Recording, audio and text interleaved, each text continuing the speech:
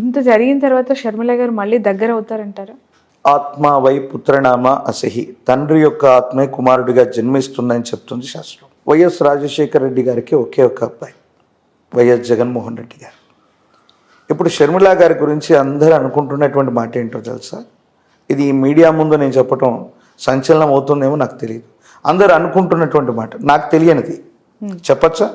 చెప్పండి. ఎస్, జగన్మోహన్ రెడ్డి గారు గతంలో ఈ చట్టబద్ధమైనటువంటి అంశాల్లో ఇబ్బందులు ఎదుర్కొని ఆయన రిమాండ్లో ఉన్నప్పుడు నేను జగనన్న వదిలిపెట్టినటువంటి బాణాన్ని అంటూ ఆవిడ ప్రజలందరి మధ్య తిరిగింది. ఆవిడ లేకపోయింటే ఆ రోజు పార్టీ లేదు. ఏదో కారణంగా బాబాయ్ గారి హత్య జరిగినటువంటి తర్వాత అన్నయ్యకి దూరం అయింది. ఈరోజు ఆవిడే వెళ్ళి వైఎస్ అవినాష్ రెడ్డి గారి మీద కడప ఎంపీగా కంటెస్ట్ చేశారు. మంచి ఓట్స్ కూడా రావచ్చు, గెలుస్తుందని నేను చెప్పలే, మంచి ఓట్స్ కూడా రావచ్చు, వస్తాయి కూడా. అందరూ అనుకుంటున్నటువంటిది ఏంటంటే వైఎస్ షర్మిల గారు కనుక సునీత గారితో లేకపోయి ఉంటే సునీత గారు తెలుగుదేశాన్ని ప్రత్యక్షంగా ఏమైనా సపోర్ట్ చేసి ఉండేవాళ్ళేమో.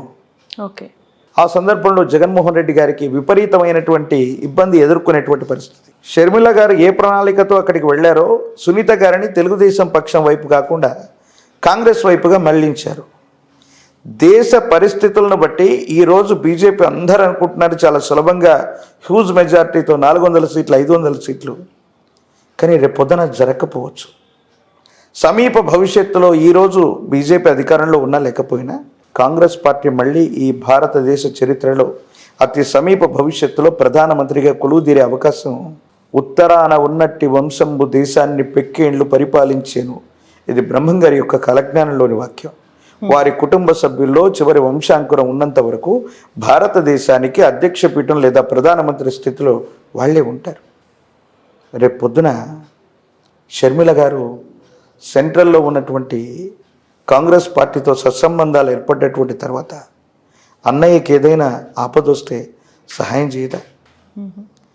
అటువంటి ఇబ్బందికరమైనటువంటి పరిస్థితులు వస్తే ఒకవేళ బీజేపీని కూడా కాకుండా కాంగ్రెస్ పార్టీని కూడా వైసీపీ సపోర్ట్ చేసే అవకాశం కూడా భవిష్యత్తులో లేకపోదు కదా.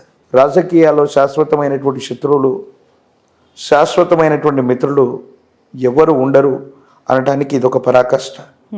ఇలాంటి సంఘటనే అంబానీ గారి విషయంలో వైఎస్ రాజశేఖర రెడ్డి గారు ఉన్నప్పుడు ఒక గ్యాస్ ఇండస్ట్రీకి సంబంధించి గ్యాస్ లైన్కి సంబంధించినటువంటి ఒక విషయంలో వాళ్ళిద్దరి మధ్య తీవ్రమైనటువంటి వాగ్వాదం జరిగిందనో తేడాలు వచ్చాయని మనం చెప్పుకున్నాం. మరి వైఎస్ జగన్మోహన్ రెడ్డి గారు ఇదే ఆంధ్రప్రదేశ్ నుంచి వారికి సంబంధించిన అత్యంత సన్నిహితుడైనటువంటి వ్యక్తిని రాజ్యసభకు పంపించిన దాఖలాలు కూడా మనం చూస్తున్నాం. కాబట్టి శత్రువులుగా భావించేటువంటి వ్యక్తులు బయట వాళ్ళ మధ్య ఈ విధమైన కోఆర్డినేషన్ ఉన్నప్పుడు సొంత కుటుంబంలో అన్నా చెల్లెలుగా ఉన్నటువంటి వీళ్ళిద్దరి మధ్య కూడా సమీప భవిష్యత్తులో మళ్ళీ మైత్రి కుదరచ్చు, మళ్ళీ కలిసి ప్రయాణం చేయొచ్చు.